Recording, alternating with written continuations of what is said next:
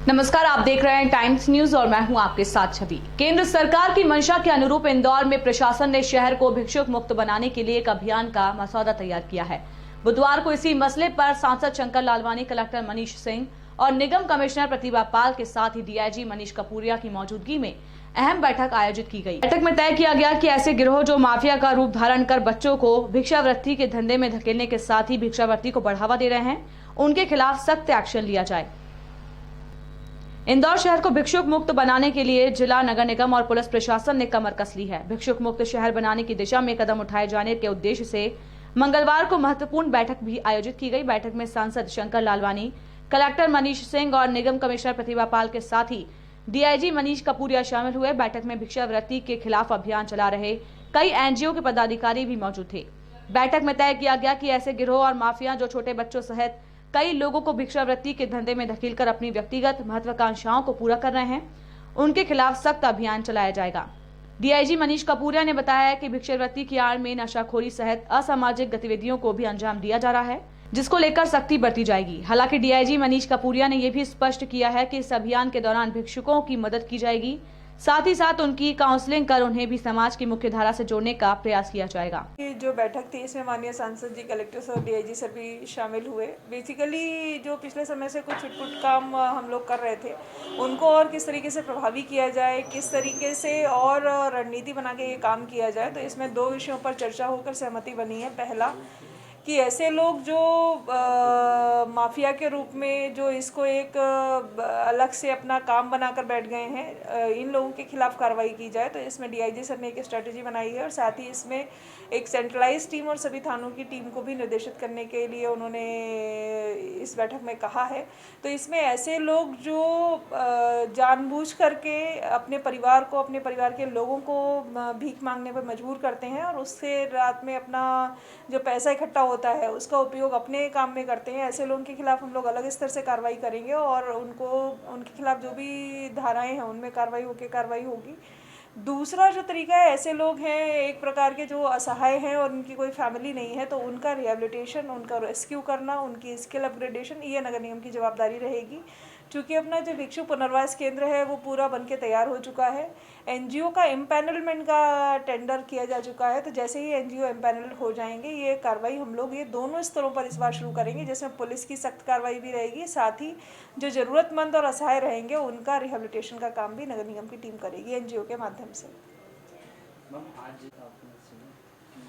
अपना जो पीपलीहाना तालाब है वो बहुत अच्छा है, चूँकि अब उसमें एसटीपी का पानी आकर तालाब में पानी भी पर्याप्त मात्रा में है, तो उसके आसपास कुछ सौंदर्यीकरण का प्रोजेक्ट काफ़ी लंबे समय से ड्यू था, तो उसका काम हम लोग तेज़ी से शुरू करें ताकि उस एरिया के मॉर्निंग वॉकर्स को और तालाब के सौंदर्यीकरण के काम को कंप्लीट किया जा सके। इसके अलावा जो सिटी फॉरेस्ट है वहाँ भी कुछ छोटे छोटे काम ड्यू हैं, तो उन्हीं के संबंध में निर्देश दिए गए कि वो काम भी हम लोग टाइमली ख़त्म कर लें।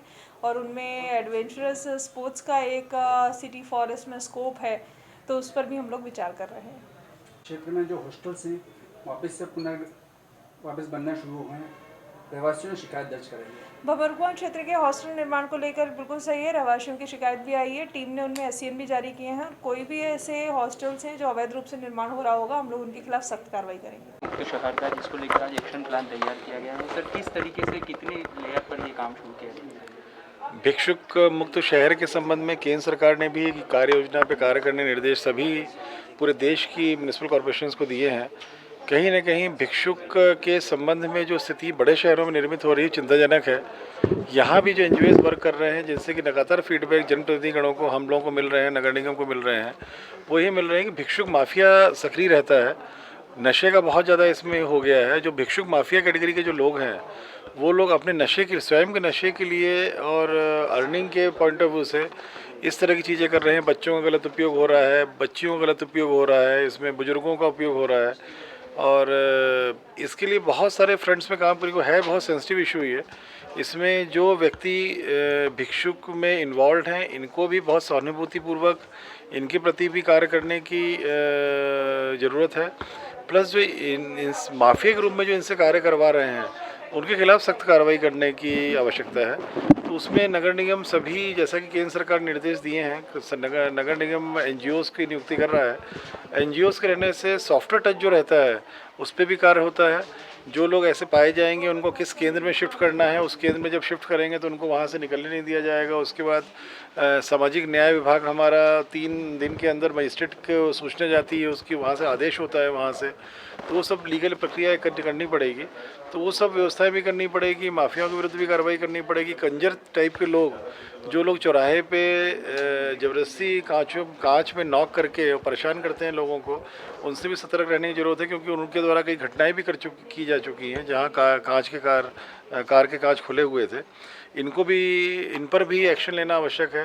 तो बहुत सारे फ्रंट पे आज चर्चा हुई है और किस प्रकार से एक्शन लिया जाएगा। डीआईजी साहब थे, नगर निगम कमिश्नर थी, माननीय सांसद जी की अध्यक्षता में ये बैठक हुई थी और अभी उसमें कुछ वर्क करना है हम लोगों को, और फिर एक बैठक और होगी, फिर इसमें हम लोग गंभीरता से कार्य शुरू करेंगे। महत्वपूर्ण कदम उठाने संबंधी बैठक आयोजित की गई है, क्या कुछ तय किया गया है? आज की इस बैठक में माननीय सांसद महोदय, जिलाधीश महोदय, नगर निगम का अमला और सभी स्टेक होल्डर्स थे। और जो भिक्षुक लोग शहर के अंदर हैं, इनके पुनर्वास के लिए और इनको ऑल्टरनेट व्यवस्था देने के लिए सभी बिंदुओं पर चर्चा की गई है। हम चाह रहे हैं कि सभी का जो भिक्षुक हैं उनके हित में जो स्टेप्स लिए जा सकते हैं वो लें, ताकि वो भिक्षावृत्ति से बाहर भी आएँ, उनका स्वयं का भी उद्धार हो और शहर की जो आम जनता है उनको भी इस प्रॉब्लम से मुक्ति मिल सके, क्योंकि विभिन्न चौराहों पे अशोभनीय स्थिति निर्मित होती है। कई बार ये अपराध में भी संलिप्त होते हैं। विभिन्न प्रकार के ये सूचनाएं हैं कि वे ड्रग्स भी लेते हैं, कुछ माफिया भी इनके पीछे काम कर रहे हैं जो कि इनको आगे करके अपने हित साधते हैं। तो एक समग्र प्रयास करने का कार्य योजना तैयार की गई है, उस पर हम कार्य करेंगे। बढ़ावा दे रहे हैं। पिछले दिनों जब विस्थापन की प्रक्रिया हुई थी भिक्षुकों की, तब उन्होंने भी ये बात अधिकारियों के समक्ष रखी थी। क्या उन्हें चिन्हांकित किया गया है और उनकी कमर तोड़ने के लिए?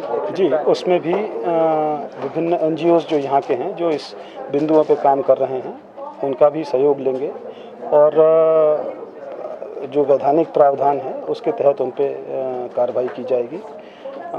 इसमें सभी स्टेक होल्डर्स, जो स्वास्थ्य विभाग है, महिला बाल विकास विभाग है, नगर निगम है, इन सभी का सहयोग लिया जाएगा। और मूलतः वे भी भारत के नागरिक हैं, उनका एक जो कॉम्प्रिहेंसिव रिहेबिलिटेशन है वो किया जाए कि जो जिस कार्य के लिए सक्षम है, यदि कोई अल्टरनेट प्रोफेशन वो कर सकता है, कोई किसी कार्य धंधे में आ सकता है, तो उसको उस प्रकार का प्रोफेशन भी उसके लिए व्यवस्थाएं की जाएंगी। तो ये एक पूरी तरह से मानवता के तौर पे इसको डील करेंगे और उनके साथ कोई ऐसा व्यवहार नहीं होगा जो कि अपने सभ्य समाज के साथ मैच ना करता हो। टाइम न्यूज़ देखिए अब आपके मोबाइल और स्मार्ट टीवी पर। लाइव प्ले स्टोर से डाउनलोड करें टाइम स्मार्ट टीवी ऐप।